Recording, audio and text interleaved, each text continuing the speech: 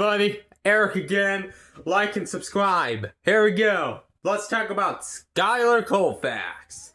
Schuyler Colfax Jr., March 23rd, 1823 to January 13th, 1885, was an American journalist, businessman, and politician who served as the 17th Vice President of the United States from 1869 to 1873, and prior to that, as the 25th Speaker of the United States House of Representatives from 1863 to 1869.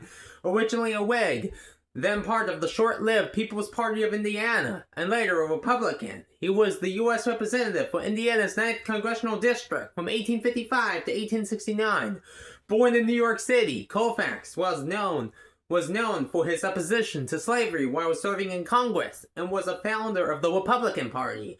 During his first term as Speaker, he led the effort to pass the 13th Amendment to the United States Constitution, which abolished slavery in the United States. When it came before the House for a final vote in January 1865, he emphasized his support by casting a vote in favor by convention. The Speaker votes only to break a tie, chosen as Ulysses S. Grant's running mate in the 1868 election. The pair won easily over Democratic Party nominees Horatio Seymour and Francis Preston Blair Jr. As was typical during the 19th century, Colfax had little involvement in Grant's presidency. In addition to his duties as President of the U.S. Senate, he continued to lecture and write for the press while in office. Believing Grant would serve only one term, Colfax attempted unsuccessfully to garner support for the 1872 Republican presidential nomination by telling friends and supporters he would not seek a second vice presidential term.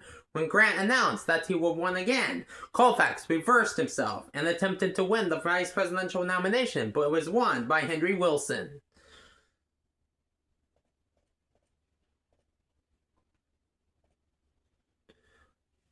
An 1872 to 1873 congressional investigation into the credit mobilier scandal identified Colfax as one of several federal government officials who in 1868 had accepted payments of cash and discounted stock from the Union Pacific Railroad in exchange for favorable action during the construction of the Transcontinental Railroad. Though he vociferously defended himself against charges his reputation suffered, Colfax left the vice presidency at the end of his term in March 1873 and never again ran for office. Afterward, he worked as a business executive and became a popular lecturer and speechmaker. Colfax suffered a heart attack and died at a railroad station in Winneconne, Minnesota on January 13, 1885, while traveling to a speaking engagement in Iowa. He is one of only two persons to have served as both Speaker of the House and Vice President, the other being John Nance Garner. Bye for now.